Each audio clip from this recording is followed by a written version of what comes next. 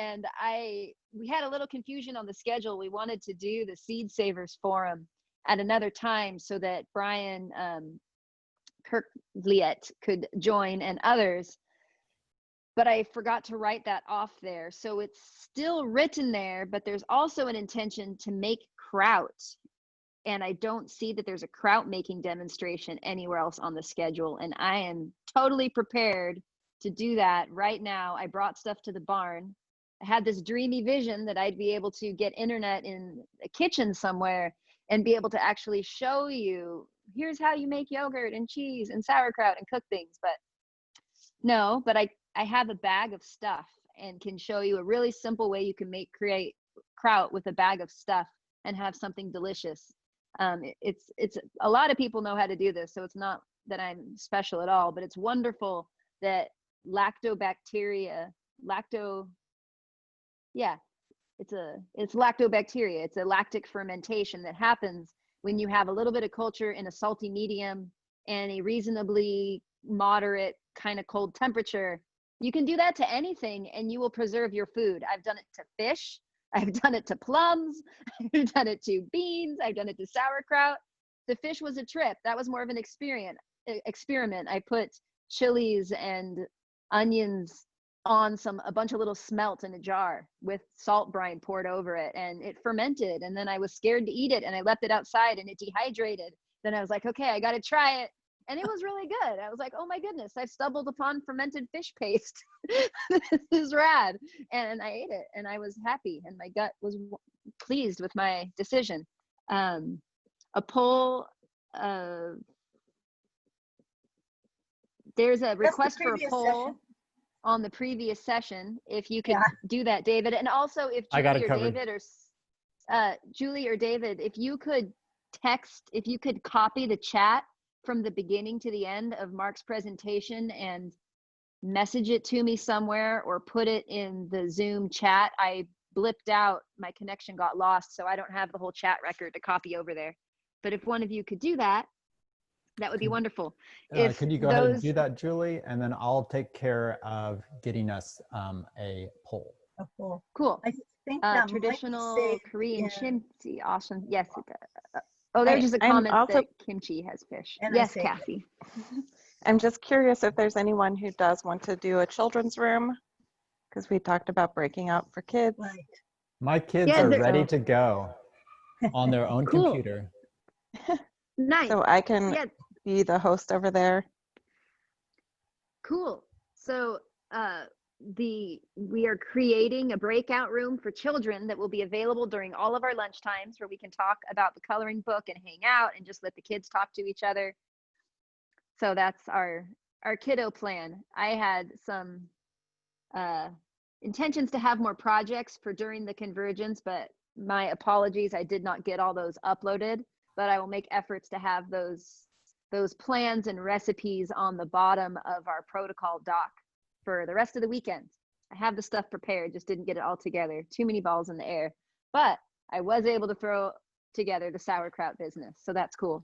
But with the kids thing, David's going to make a breakout room, and then you'll have this little option at the bottom of your Zoom screen that says join breakout room. It's open breakout room. There you go. And I think there's a place that you can just ask to be put in the breakout room without being assigned, or you can message David. If you want to send me a message. Is it you or Northwest Permaculture? Actually, go ahead and send it to Northwest Permaculture. And that'll be on this screen easier. Maybe people can raise their hand or something. Oh, that's a great idea. Raise your hand. Yeah, try using the raise your hand. Like there's an actual button that says raise your hand. I bet you could do this too, and that might work, but there's a literal raise your hand option. Yeah, I'll try to do that. And if I don't get you after a few moments, just keep raising your hand and we'll make it happen. Go ahead and move me over, David. Okay, let me see. Cool. Thank you, Cassie, I'm kind of new at for this room facilitating thing, so hold on. space. Yeah. Okay, there we go. It's broadcasting, saying it's broadcasting a message to all. I don't know if you guys get it or not, but. Yeah, we see it at the top. The host has open breakout rooms. Please wait to be signed. Okay, and if you guys want to shout out, I need to send what And you send Cassie over there. Yeah, if you can send me there, I can't see any like message thing. Okay. Here you go. Cool. And I just want to confirm before anything else, before we get too much other noise in the chat, were you, Julie or David, able to get the chat from like now, from early to Mark's thing over there? Cool. I saved it. I don't think I lost connection. Can Anybody you else copy it all? Can you just like use the copy paste function to just drop it all over there? So well, it's you like don't this have kind to. of. You can use the ellipsis, but yeah, I got it. It's in my computer. But is it in I'm Slack also, right now? That's what I'm asking for. If you could. oh yeah, to put it in Slack right now in the chat place. Yes. In the bottom of the Zoom chat notes.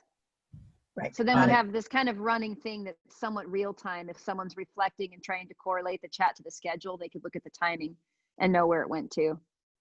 Awesome. Does anybody want to, you can unmute yourself if you want to be sent with the kids, if you want to pretend like you're a kid, or if you feel childish, you can go over there. Anybody? Julie, do you go over there, Julie? She gave me a thumbs up. Okay, maybe my kids are the only ones saying to go hang out. I don't know. I don't even know by their computer, I don't think yet, but I'll make it happen. I wonder if what was her name? I'm gonna say Kelda. Didn't she have some kids? Maybe somebody, is she here? Does she know about it? Maybe somebody could reach out and let her kids know. Yeah. And your kids, Shaelee, where are they? They are up at my house right now. They might want to come, but I don't think we really have the bandwidth to have two. Whenever anyone down here tried to use the internet, it would make me bump off. So, yeah. My kids were looking forward to hanging out with yours, but we'll Zoom in another time. Yeah, that would be fun. They might be able to do it down there. I can message you the whatever. They have a little bit of weak internet at the house, but it's kind of unreliable. Yeah. Well, if anyone is, I'm going to go ahead and get my kids lined up. And Shaelee, you're on for making sauerkraut, right? Yeah. Okay. Awesome. And if people want to, maybe Julie can keep track of who might need to be sent over there for a few moments while I go get my kids rolled. Okay. David, did you get the email that I sent to Julie to send to you?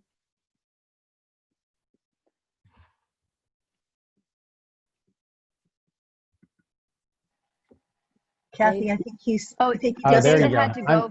I'm back for a second. Yeah, I haven't checked my email, so I don't know. But I did get your Facebook request, and I'm looking forward to making you a friend on Facebook. Okay, no, that's not the important thing right now. Just read that email.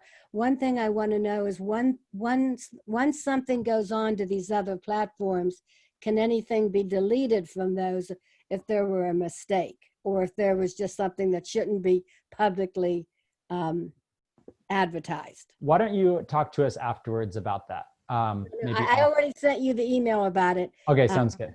It's already done. Thanks a lot. Yeah, appreciate it. All right, no problem. Okay. Yeah, just another note on that, just so we're all aware. These are recorded if you want to be anonymous.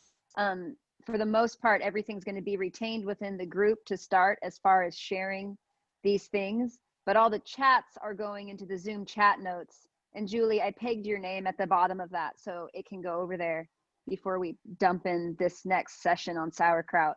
And if there's a little slow, but yeah, my internet is a little challenged, but it's rolling step by step, and I get the chat over there into that's and if it on Slack, seems right? Easier.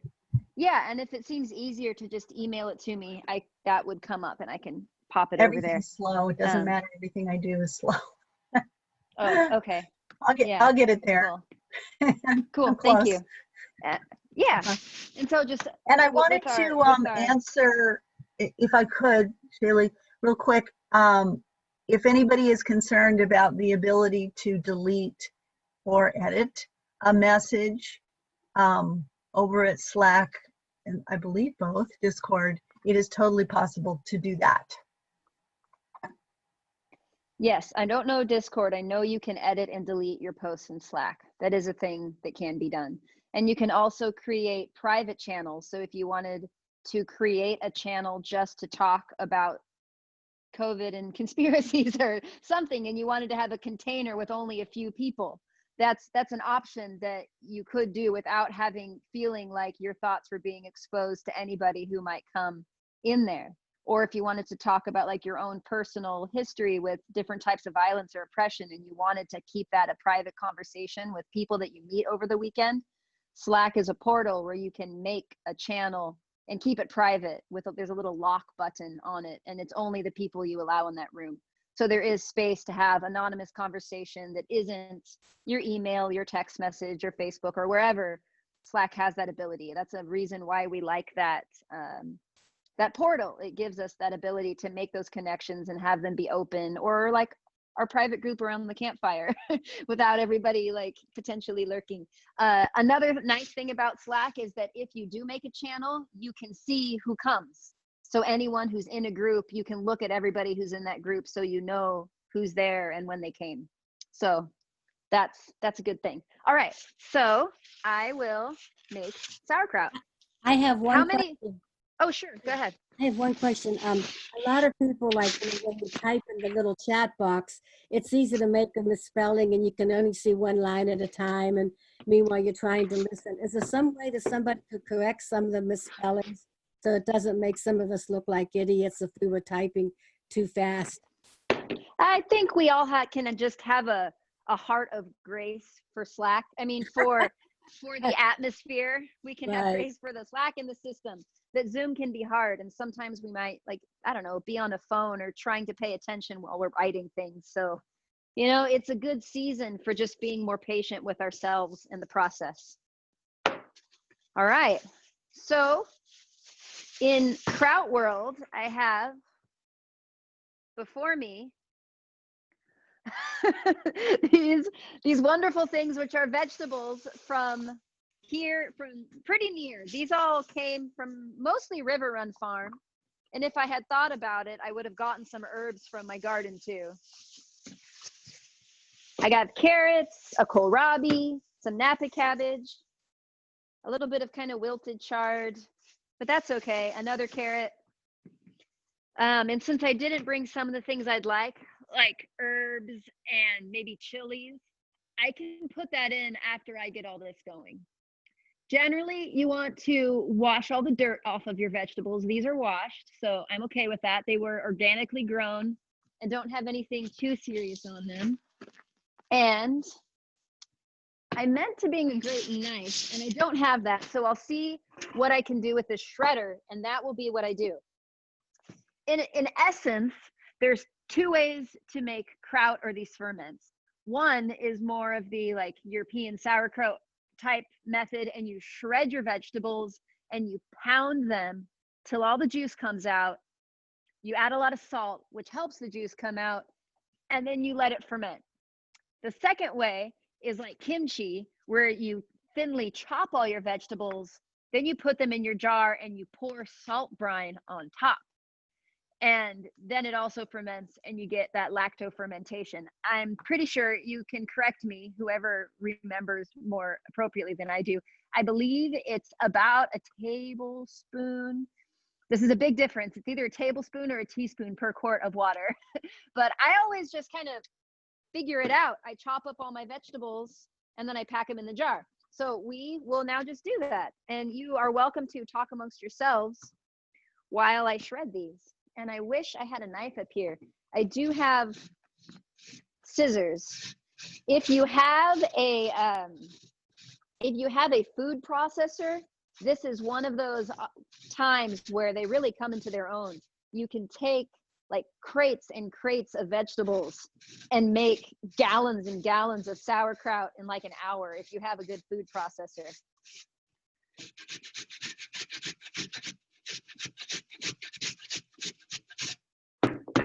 I like it really.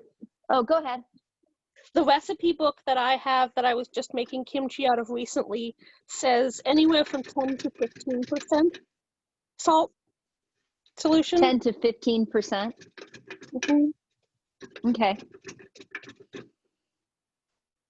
So you can look at a little kind of diagram of what amount of water or vegetable is that like a saturation of water? So like, 100 milligrams of water, you do like 10 cc of salt. It's so much harder to navigate that in a metric system. It's by cups or by volume. So if you were looking for 10 cups of brine total, this is in the second method. You were talking about the difference between the pounded like a salt kimchi. Right. So if you were looking for 10 cups of brine for a 10% solution, that would be 9 cups of water and 1 cup of salt. Yeah. Wow, that is so much stronger than I realized that I had done before. But I trust that recipe. So that goes to show there's quite a lot of flexibility there. I have scissors. Yeah, traditional kimchi is even scissors. more than that. Yeah. In a tool of innovation, I'm using scissors to chop up this chard. Use what you have, right? What was that? Use what you have? Yeah, use what you have. Yep, and it's quite a long walk for me to go back up to my house to get a knife. There might be one downstairs I could try, but it's pretty neat to see how different cultures use this lactofermentation, because there's a precedent of taking almost anything and making it salty and having it preserve the food and be healthy for your gut, and a great way to extend your harvest by taking your vegetables and making it so they can last a long time. I've had sauerkraut that I made with this method that I've left on my back porch here in Washington, which is just shade. It's not refrigerated. And I've had sauerkraut keep for over a year and not get weird and still be wonderful. It's rather tangy, but totally good. There is a Central American sauerkraut called cordillo that has pineapple vinegar and chilies and carrots in it. Learning about that inspired me to make something that I call crazy kraut, which is kind of like this, where I'll take all the kind of vegetables I have too much of in my yard, which has often been turnips and rutabagas that are kind of, maybe the edge is a little eaten by worms or something, so they're not as pretty, but I'll cut that stuff out and I'll shred a bunch of carrots and use some cabbage. Chilies are good. You can put in garlic or ginger, and it's whatever, hence the crazy. And I'll pack it into a jar and I'll add some salt. And it's really yummy. It kind of makes winter fun, because it's like I get, every time I eat the kraut I made, I remember the people who made it with me and that whole year of being in the garden. All right, so I'll just use the small jar. No, maybe we can use the big. This is getting a bit spacious. Now I have this really nice, I think this is the Napa cabbage, and I'm gonna try to shred it with this shreddy size. And we'll see if it'll work. So here's a good experiment to see if we can use other tools like this. I have a book called How to Preserve Food Without Freezing and Canning that is a translation of a really old letters to the editor of this French country magazine. And it suggested that you can actually make sauerkraut out of whole cabbages by cutting off the end and cutting off the core and packing them in a barrel of salt water. Then you'd have these whole leaves that are preserved, and you could have like almost like a fermented leaf for cabbage rolls. So that's kind of fun. And this is not shredding well. So I'm just going to do something different, which I'm sure will work. I'm going to just crumble up my leaf and put it in there with a little bit of the chard and the carrot and what did shred. And I'm going to sprinkle in some salt. And this is my pounder. In my real kitchen, I have a baseball bat that I use upside down. And it's a bit of force to just like smush it all in there. So I'll just keep on doing this until it weeps. And it's really okay not to have it super shredded. in kimchi, for example, the leaves are often whole, the cabbage leaves, or they're just very lightly chopped. So keeping them broad is fine. So this method of pounding it makes it more like a sauerkraut. So there's some. Then I'll do another leaf, another pinch, some more salt.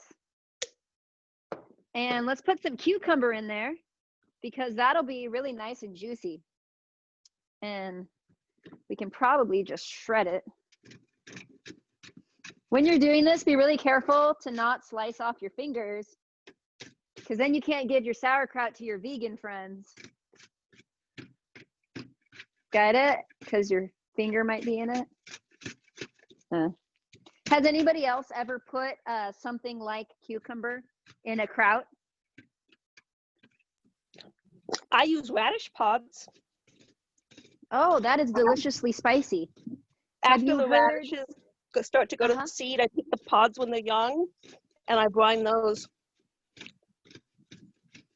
I bet that makes for a nice, yummy, spicy kraut. Sometimes I even just do the radish pods by themselves. Yeah, that's wonderful. There is a type of radish called rat tail radish that is grown. It has really big seed pods that are kind of the shape of a bean. So now I have all of this like juicy cucumber. I'll put that in there. And I'll put in more leaves, which are whole, but that's okay. I'll pack in maybe 2 so it doesn't get overwhelmed. Another sprinkle of salt. So every time I go down just a couple inches in the jar, I put in more salt. So this is a non-scientific, completely more intuitive way of making kraut, but it has served me faithfully for many, many years. And then I don't know, maybe taste it and make sure it's not too, make sure it's salty enough.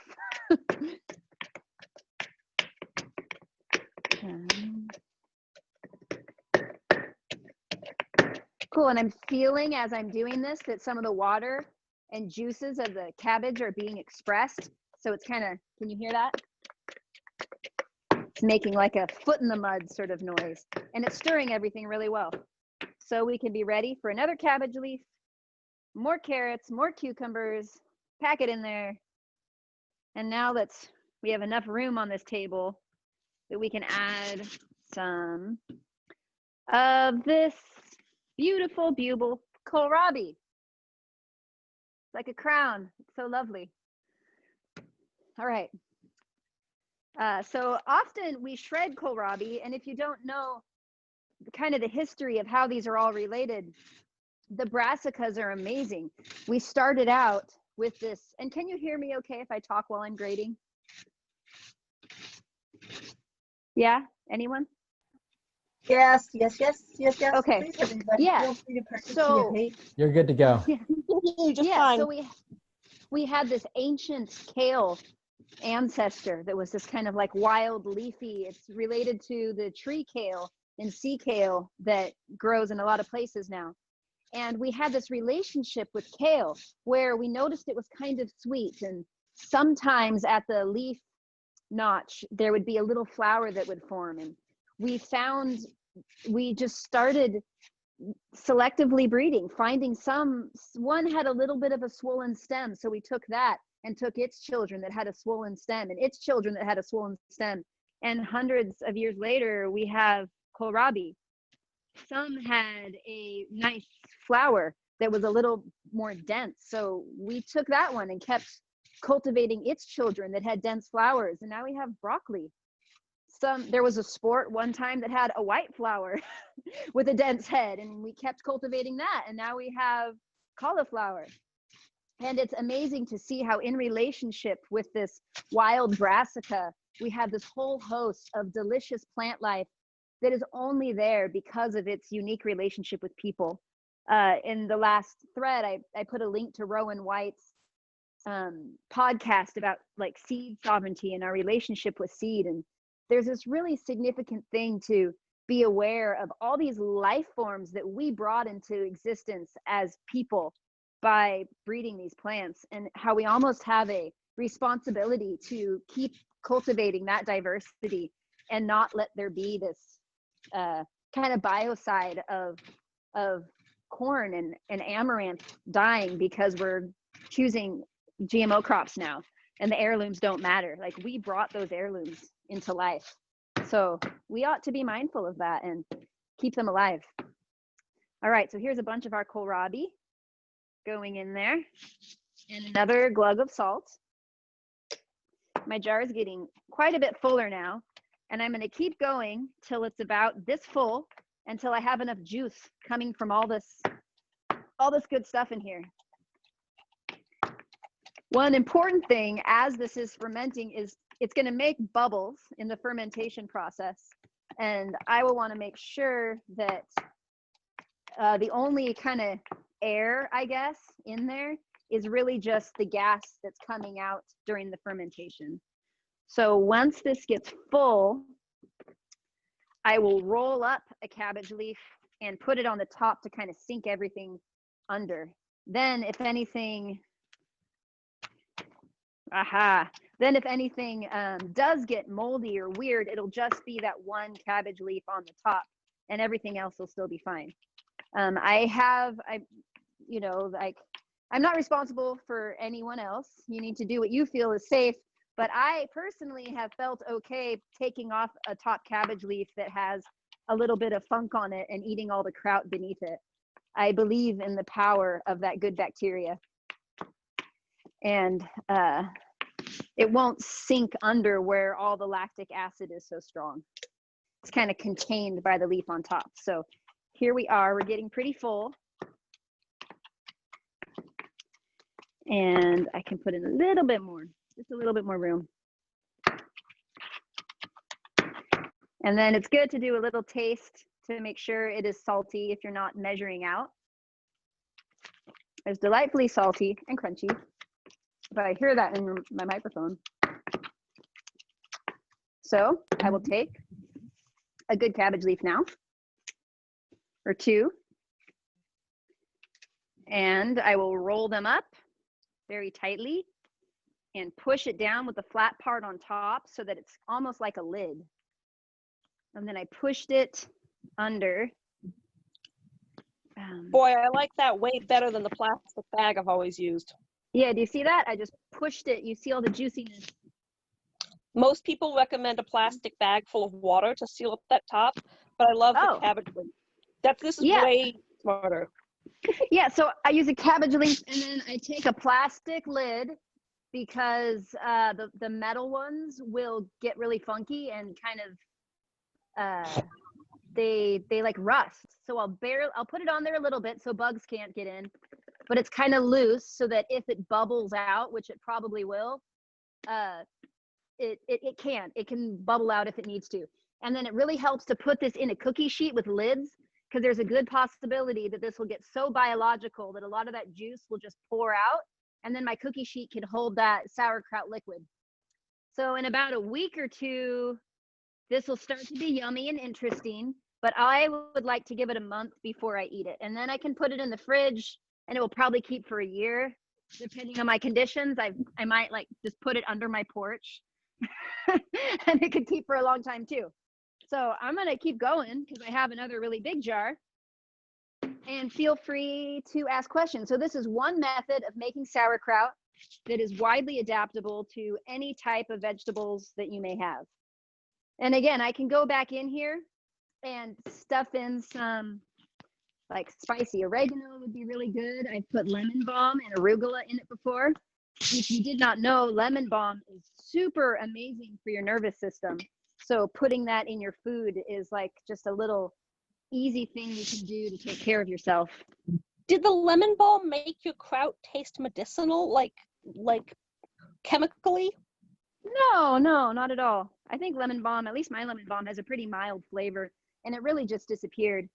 I had it in with cordito, and like a kind of crazy cordito that had some ginger and a lot of carrots in it, and it was really yummy.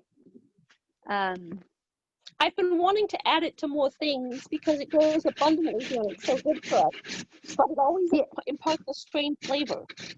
I put it in tea. I really like the flavor mixed with other herbs. And I put it in soups, and I put it in stir fries that have garlic and other things going on, because it just totally disappears. Another nice thing too. What was that? One of the people in our community has been making lemon balm pesto. Oh, wonderful. Yeah, another fun plant that can grow abundantly up here is catnip. It has some great phytocompounds, is a good muscle relaxant, and very calming. So if you want to make like a sleepy kraut to go with your dinner, you could pack a bunch of catnip in there. It's got a very mild minty flavor that I think would also kind of potentially disappear when paired with the salt and all the strong flavors of other things going on. And I'm sorry, my son just showed up and I think he has a question. So I'm gonna just listen to him for a second. What? I know, just hang out for a bit. You can. Okay, thank you for doing your schoolwork. Yeah. Sure, you can't go on the internet though, because I need it for what I'm doing right now though. All right, thank you. All right, thanks guys. Family. A little bit about myself. I have 3 children. They are 9, 11, and 14. We have lived, they were all born in Port Angeles, and I've been on the Olympic Peninsula since 1999. I was born in Port Orchard, and I got to spend my formative years on Catalina Island and in San Luis Obispo, which are beautiful places surrounded by nature. And then I moved up to Port Angeles when I was still pretty young, mid-teenager. And now I live in Sequim, which is at the very top of the Olympic Peninsula, that little kind of thumb that sticks off on the side of Washington. And I love it here. There's just a huge preserve of Olympic National Park and wilderness spaces in this area that just help it stay wild in my mind. 5. I don't know, you can try it. Yeah. Does anyone else, I mean, it might be cathartic just to watch me make sauerkraut, but does anybody have any questions or comments or things they would like to share? What's the weirdest thing you've ever, like vegetable-wise, that you fermented this way? Like I mentioned that fermented fish paste. So like the vegetables that were in that, I had some chilies and onions in that. I can't answer you questions right now. Just wait, Aiden. Sorry, Nathan asked me another question. I think my weirdest vegetable that I've lacto fermented was pouring a salt brine on top of Italian plums. I wasn't sure if it would work with fruit. I thought there might be so many sugars that it did something weird, but it was actually really awesome. It had this strange, I don't know, it was definitely salty, it was definitely fermenty, and it was definitely sweet. And I think I mushed it all together and really enjoyed a little bowl of that with a daub of like homemade Greek yogurt. I think I did a little swirl of honey and then a little sprinkle of ground up vanilla bean. And it was a very, you know, mostly homegrown, but still felt like a very exotic kind of fancy meal that I combined that way. I've liked packing. Awesome. Yeah, it was. And there's so many plums here that it was a nice use of them. I've also liked using just a salt brine on top of runner beans. One of my favorite garden crops to grow is a runner bean. They grow really, really well in the Northwest, and they don't need as much heat as your other vegetables. And they make these beans you can eat, or the pods when they're young are super delicious. So I like picking those runner beans and packing them in a jar and then just covering it with a salt brine. And that's a nice way. They don't stay quite as crispy as your normal like pickle type things, but they're still preserved. And then they don't need any real chemicals or weird canning. So I had a lot of juice from those cucumbers. So I'm going to try to pour it in here if I can. It's kind of a messy project. It's fun to do this on a table outside. So it's easier to clean up. I don't think you could see it because it's in the comments, but I teach preschoolers and kindergartners farm skills classes. Oh, fun. Not this year, but most years. And making kraut is their very, very favorite thing because I give them a salsa jar that has that narrow neck, and I fill it with water, and they can easily hold on to that because it's got the narrower neck. And I give them that as a pounder, and they just love pounding kraut. It's like the best thing they've ever discovered. Yeah. Yeah, there's really no limiting factor with sauerkraut. We can find any implement to pound, like this roller or a salsa jar. That's a good idea. And you can do it like this in the jar itself. I like packing it in the jars because it's kind of one less step for me. I don't need to transfer this to another jar to take care of it. But it's also totally fine to make it in a really big, like a, what are those, like a kraut crock, or a huge stoneware jar. What do you, was that Sylvan who was talking? What do you use for your class to actually make the kraut in? I have a crock, and the reason I got an actual crock is because it has straight sides. And so I can take a plate that is just slightly smaller diameter than the opening of the crock and press it down and put a weight on top of it. You can't do that with a jar that has a neck that comes in. It's true. That's why a kraut crock has straight sides, is so you can put a plate in there. Yeah, I have tried some kraut crocks, but I had a issue with there being a little bit of water pooling in the lid and it getting moldy, and maybe I didn't have enough salt, but it seemed to penetrate the liquid more than my exposed leaf that I was able to pull off. So what do you mean in the lid? Like, you know, the plate that's on top of the cabbage blend that might have a rock on it, so that like rock in the plate just got super moldy and funky in my situation. Turn the plate upside down. If the plate has its domed bottom, like a flat, smooth dome bottom facing up, then there's no way for that liquid to pool. Yeah, and I suppose if I just monitored it on a more regular basis, I could just like use a little towel and wipe out the plate, and that would keep it clean. That's something you do in cheese making, is that you at least once a week examine your cheese, you pat down any mold, and you clean your cheese ripening. And I think when we're being present with some fermented foods, it can be helpful to just kind of check out the area and make sure that it's clean. And that might be what I do. I just take a cloth and I wipe it, and I tend it. I had one recently that I completely forgot at the back of a shelf in the pantry for 9 months, including a summer, you know, when it was warm. And our pantry is not cooled, it's just inside the building, so it's not super hot. And the top inch was a little funky and weird, and I just scraped the top inch off. And then I just used it in a cooked recipe, which I normally try to not cook my kraut because it's so good for us raw. But, you know, I had 1.5 gallons of preserved cabbage, and I do it in a crock pot with other things. And yeah, you got to use that. Yeah, I mean, you know, the top was moldy, and so I just scraped it off and cooked the rest. Yeah, for sure. And so just as I'm doing this, I'm kind of thinking that I'm getting about a tablespoon per quart of salt in my jars. And that should be plenty to make an awesome kraut. And with this one, I'm just seeing if the random amount of vegetables that I happen to bring will be the right amount to fill this. I reserved a little bit of these cabbage leaves to go in the top there. Are there any other kraut makers here or fermenters? I wanted to add, Shaelee, that I've used an onion on the top to push the stuff down. If it fits perfectly, you can put an onion, you just peel back enough leaves to kind of make that the top of it.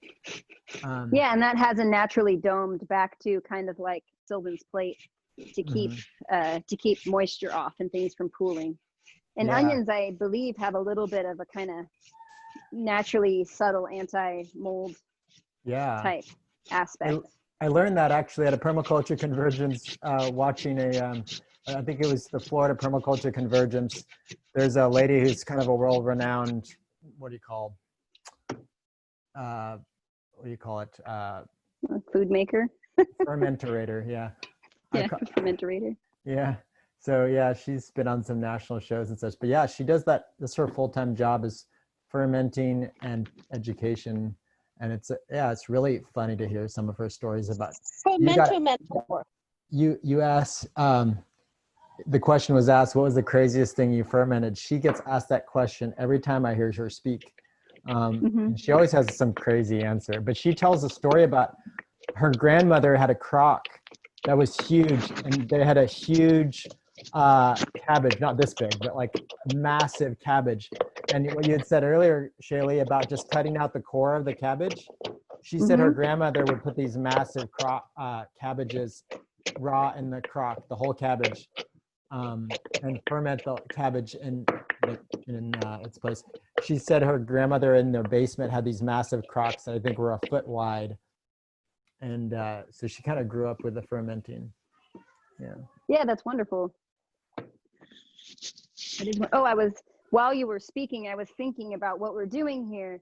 And you know what it is when you dissolve something in water. Do you know what you're making? Anyone? You're making a solution. A solution. That's right. So when we are making kraut and we're making brines, this is like a very evolved solution of, it's not only just salt and water, it's all these other life forms. And we're making a solution we're making a solution of solutions, because there's all of the plant juices going on there. And then we're creating B vitamins, which are a product of the lactic fermentation. And so it's this like wonderful evolving solution that we are putting into place with our vegetables and our hands. I'll tell a funny story about you, Shaelee. It was the second time meeting Shaelee. I met at the Permaculture Convergence, but then we went and had a mid-year permaculture camp out, and I flew in for that and meeting with some clients. And we sat in her kitchen, and she kept on pulling out random fermented drinks and all kinds of stuff I'd never heard of, especially the drinks. And we were just trying all different fermented things she had in her like commercial kitchen, and that was really cool. I guess I'm saying that you can, some stuff I said, so when did you make this stuff? She's like, a year ago or so. And it was kind of cool to try this whole mandala of fermented foods in her kitchen. And my stomach felt really good afterwards. Yeah, I feel really grateful to, like, the tiny house that I live in doesn't really have much of a kitchen at all. And it's nice when you're doing some ferments to have a sterile space outside of your house. I really believe in the power of beneficial bacteria, but there's also something about like the stuff that you really, really want to be good. It helps to use clean utensils. I'm not really sure what the strains are of bacteria that make it go bad, but sometimes what it usually looks like is that stuff will get soggy, or you'll have mold growing on the top. But a nice thing about ferments is that you can tell if it's not good because it's moldy or it tastes bad. And there's a whole lot of, I guess, safety because of the power of the good culture that you're proliferating in your fermented vegetable mixes. So this one, if you can see, it has a lot more of the carrot in it, maybe. This one's also a green jar, but this one has more of the cucumber and the cabbage. This one I was running more out of the cabbage, but I had a lot of carrots. So we are pretty much up to the top with our vegetables. So I'm gonna use my birthday scraper right here and scrape all the vegetables down so that they are under the level of the liquid. And my birthday pounder right here to make sure it's all even under there. And then I can take this last bit of cabbage. Grape leaves also work really well for this. They have some kind of tonic, keeping your food yummy and good properties. I've used kale leaves and they don't seem quite as effective. I would recommend cabbage or grape leaves to keep everything submerged. Yeah. So then there we go. With that random pile of vegetables, and I don't know how long we just took, we were able to make this much sauerkraut. And I'll do the same thing with just this jar of just lightly putting on a lid. I'll use one more cabbage leaf up from my house to keep this underwater. I'll leave the lid loose so that it can kind of express extra juice in here if it needs to. And in about a month, these should be yummy, but I'll probably keep them for 3 months so they are a little more biologically active. So there you go. Kraut demo, my friend. Any other questions, comments? I'm not quite sure how much time we have right now. We have 10 more minutes. Oh, great. So cool. We have some leisure time to talk or to get food. How are you all doing? Does anybody have any questions about or tools in their life of fermenting and food preserving you'd like to share?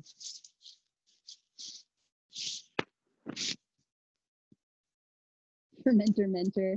I just saw that. That's hilarious. Another fun thing to do just in the other fermentation world is you can ferment with salt like we're doing, but this time of year it's pretty nice. Someone says Ipa Pickles. Would Mosquito like to share more about your Ipa Pickles? Or type it and I can read it if you don't want to speak. That's good, and that sounds exciting. Hops and pickles, nothing to it. Cool. So is it like a salt brine with hop flowers, or do you like make a hop tea? And so room for experimentation. I'll research that. Hops are wonderful. They are also a nice calming thing. So this could be like your evening pickle party with the Ipa pickles. I was going to say another nice fermentation that you can kind of riff on at home is to, yeah, cool. So totally, I guess we'd make a hop tea and then use that for your brine. That's a good idea. Another fun fermentation that's super easy is just to kind of naturally sweat fruit. I have a bag of plums that I'm putting a little bit of water on with just a loose lid, and there's probably enough wild yeast on them that they'll make a wild wine. And it's fun to just explore. You can take things when they're early and let them go when they don't have very much alcohol, if that's not your thing, and still have like a natural soda.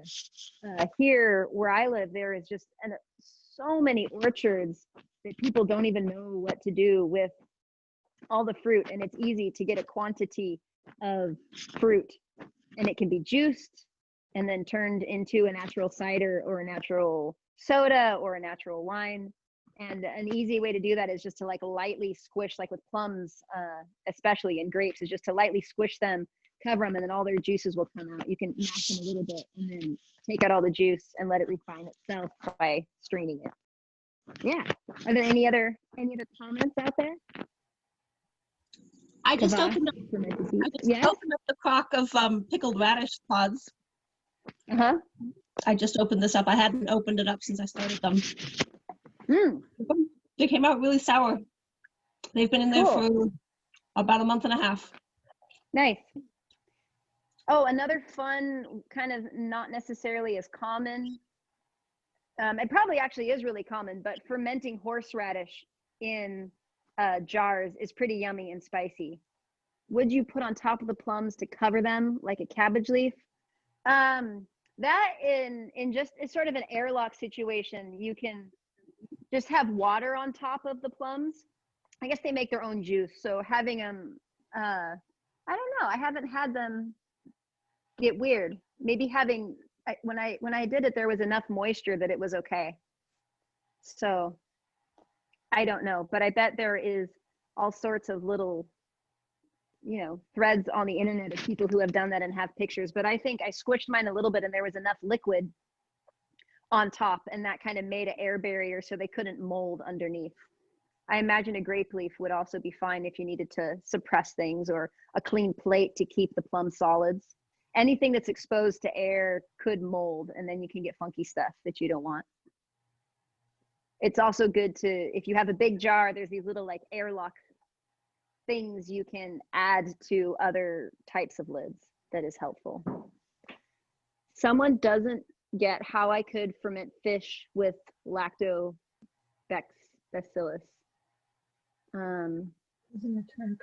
So when I lacto fermented fish, I had some chopped up onions and some peppers and some garlic in with the fish. And I did it in the little half pints, the narrow half pint jars that are about this size, but clear and pint jar like.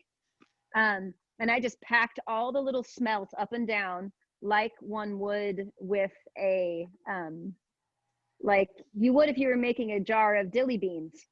And then I shoved in little strands of onion and some chili peppers, and onions have quite a bit of carbohydrates. So maybe that was enough for the fermentation to go. And I don't know, like that was not a recorded recipe. That was a crazy experiment. And then I was scared of it and I left it outside and it dehydrated. But when I did eat it, I could tell that it was still biological, like the way my stomach rumbled and I ate it. I could see that had it not dehydrated, it would have had a little bit of that lactobacillic fizziness to it. And I felt great. And so it was a fun experiment in seeing that there could be a lacto fermented fish. Yep, there you go. Someone is confirming that there's funazushi and other Asian fish ferments where they pack it with salt, rice, and different carbs. Yeah, cool. This is not fermenting, but if you, like in that situation when I made the fermented fish, someone just gave me a big bag of smelt because they had a bunch. So I was like, what am I gonna do with this? Let's ferment it. I had another occasion where someone gave me like 3 or 4 steelhead that were huge. And what I did was I just cut the steelhead I cleaned it and I cut off the head and the fins, and then I just cut it in big rounds and I packed it in a jar with a pinch of salt and I canned it. It was a really quick process. The bones dissolved, the skin kind of dissolved enough. Oh, that's a fun comment. Yeah, you can read it later. But it was great because then I had all of this canned steelhead that I actually used to make winter sushi. No, it's not you're like normal sushi, but I had just a bunch of garden greens and the fish that I had canned and some quinoa that I had sprouted, which is another good source of protein. And I used those ingredients to make something, a very non-traditional sushi, but it was wonderful. And it was things that were all mostly from my garden. I have not been able to make nori paper yet, but I haven't tried that hard. And I think that's the kind of next frontier for myself of something I would love to make from my own garden, is to use a mix of seaweed and my own like kale to make a nice hearty, like nori type thing out of all greens. Have any of you tried that? No? I discovered a tip that's not related to that. So if anybody else has tried that, go ahead. What's your tip, Julie? Well, once I learned how to make sauerkraut, ooh, something's popping up on my screen. Once I learned how to make sauerkraut and threw in some caraway seeds just with cabbage and salt, and I like that Celtic sea salt. That is amazing stuff, that big grain Celtic sea salt. There's something really good in there. I don't know what it is, but so simple. Just sprinkling a tablespoon in a bowl of grated up one cabbage head. I mistakenly, and then squishing it till the liquid comes out. I discovered a lucky mistake, I guess, solution. And that was that I left it sitting for a while. And I do that every time now because I didn't have to work so hard to get the juice out. I just let it sit for a while covered, and come back and pound it. And it's like instantly juicy. You don't have to pound or squish or massage it so much to get the juice out, just letting the salt sit on it. So that was a really cool tip I share with anybody I teach how to make sauerkraut. And caraway seeds. I will never make it any other way except I want to try fennel seeds. Yeah, that's a nice thing to remember. If you have a really moist vegetable, salt will draw out the liquid. So if you don't want to pound a lot, letting your cabbage just sit. And that's a great way. Like I was just putting it in the jar kind of willy-nilly, but you can measure out your idea that you're going to have, or that 10% solution. You could actually weigh all of your cabbage and then weigh the appropriate 10% of salt and be a little sciencey about having that ideal ratio of salt to what you do. And then all the liquid will come out of that, as long as you're not adding extra liquid. So that's different than kimchi, but if you're making a ferment. Sorry, I was looking at the chat. Yes, grape leaves brine. That's a nice kind of nori-like thing. I didn't have a ton of grape leaves this year, but they're a nice, wonderful thing we can brine and have to make wraps later on in the year. I think we have, what, a couple more minutes. I had that poll made up. It was just based on what someone else suggested, because I missed part of Mark's discussion. And I'm up for corrections on the poll, but basically I just, I'll just throw it up there and we can be corrected. How about that? Yeah. Let's make different polls. So while that's out, if I may, let's see what it turned out to be. Is there a place for other theories or viewpoints as we share our concerns and discuss solutions about the panel? That's pretty close. And FYI, all the board members can't actually vote. So because we're made administrators of this, so this does not factor in our votes at all. We're like anonymous. Wow. So what this is doing is it's asking people who are in this room if they feel like that we have created a space for other theories and viewpoints. Am I reading that right? No, it's just I'm asking the question: is there a space for it? I mean, personally, in general. Yeah. Do I think that there's a space for it in general? Like for me, like the last one says, no, I don't want to hear any alternative thoughts. You know. Yeah. Cool.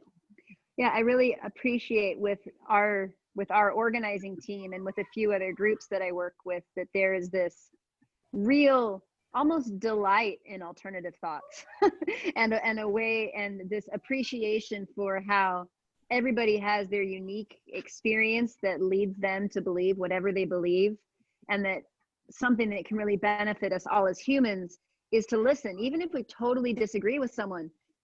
Just to listen to them and hear what they have to say, because they came to those thoughts because of what they had been exposed to in their life, and just to have sort of reverence for that part of their story while still owning what we understand to be true, and just to have that kind of like acceptance of this is where you're at in your understanding and this is where I'm at in my understanding, and maybe we can learn something from each other and come to new understandings and have a you know, more eyes and a broader mind. And it's kind of fun to see how much we can kind of grow and all benefit when we're open to things that don't already occur to us. So true, Shaelee. That reminds me, what you're just saying reminds me of a very sad thing that I faced recently in a permaculture group online. It's just a general permaculture group for a region. And basically, they were kicking out anyone who wasn't vocally supporting Black Lives Matter. Anyone who asked a question about it, like, hey, no, I don't agree with that, they kicked them out of the group. And I was like, this is David's perspective, is they need to be in there more than anyone else, you know? There's been so many times in my life that I had a very skewed view from what I was fed or what I was taught. And to really kick a person out for posing questions and not create space to hear them and use nonviolent communication to work through it. And also, and this, you know, this is another argument that I've had some people argue with me about, and they would say, even if a person's not using nonviolent communication, to still use nonviolent communication yourself, to hear them and to encourage them to use nonviolent communication. So in some ways it's, you know, nonviolent communication can be purposeful even if only one side is doing it. And so, yeah, this question kind of almost triggered that in me. I was like, well, maybe yes, all the time, if I'm equipped, you know, if I'm equipped to hold space for maybe something that I totally disagree with, but I could be wrong. I'm not all knowing, and that's why sometimes stopping and listening, even to the things that we might think is degenerative, but maybe we've been taught something wrong.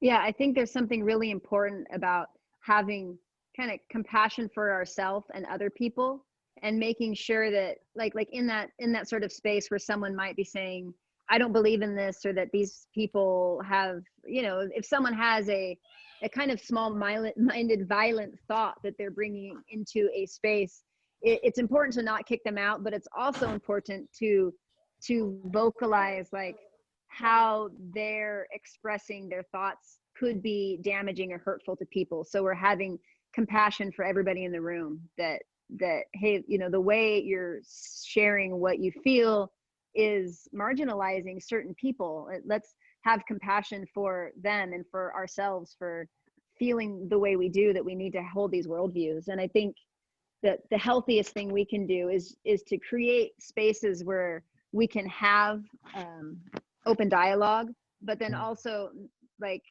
someone wrote here, short, kind rants, making sure that we don't get stuck in these places where we have these rooms where we all get together, but let's not let it be excuse what my words here, but like a bitch fest where we just complain about things all the time, because that's not necessarily making solutions. It's important to acknowledge the pain, but we're all here because we want to design good ways to be. So like, yeah, we need to acknowledge what's not working in that problem solving, but we need to be focusing our minds on coming together with compassion and understanding, and this, like, how can we support each other and be like a healthy guild? Yeah, I totally hear you. And I just got a message for the next presentation. We're actually almost 10 minutes late starting it, but I really agree with you, Shaelee. And it's exciting that we, even as board members, we're sitting around and I have a very strong opinion about something. And I sat and another board member held space for a very strong perspective. And Shaelee also did too the other day. We had some differing opinions, and it was so beautiful that we're all up for being wrong, and we're not. Yeah, and apologies for not, I can't always see the time when the Zoom meeting is going. So yeah. I believe Jose is with us. Yes, he is ready. And if you would like to unmute yourself, and do you need a slideshow business where you need to be able to share your screen, or are you fine? Hi there.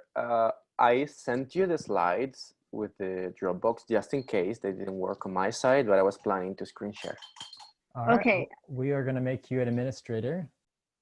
Just take a picture of the poll. Oh, don't worry. We got the poll. We got that taken care of. I'm going to make a co-host a few seconds here. Hi. And thank you for your patience while we brought this up. It can be difficult to keep all the layers, but it's good to stay, you know, on a schedule when all we have is our schedule, you know, and this sort of thing. Yeah, I mean, I understand convergences are flowy by nature, although just so everyone knows, it's very late for me, so I'll do my best to be coherent, but it's my bedtime. So just in case, if I start sounding a bit weird, let me know and I'll try to wake up.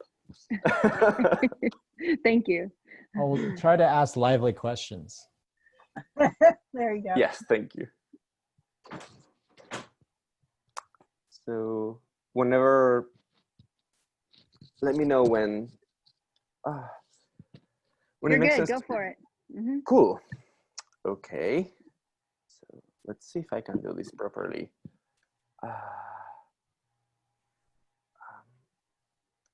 Oh wait, David, I see that Jose is not an administrator yet. It's Jose at Whitewind.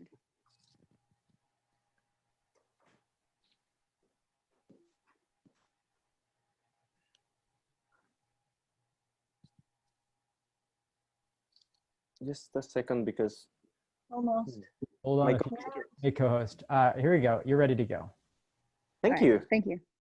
I'm just checking that my computer doesn't seem very happy with me screen sharing, but I'll try again. Interesting.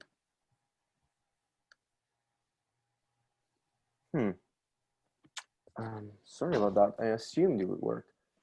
It's okay. My computer wasn't screen sharing either. Did you send that to the Dropbox or to the I did. info at Northwestern? I'll go Okay. ahead. I can go ahead and get those rolling for you if you want to start. I'll get them rolling you. probably in about 1 minute.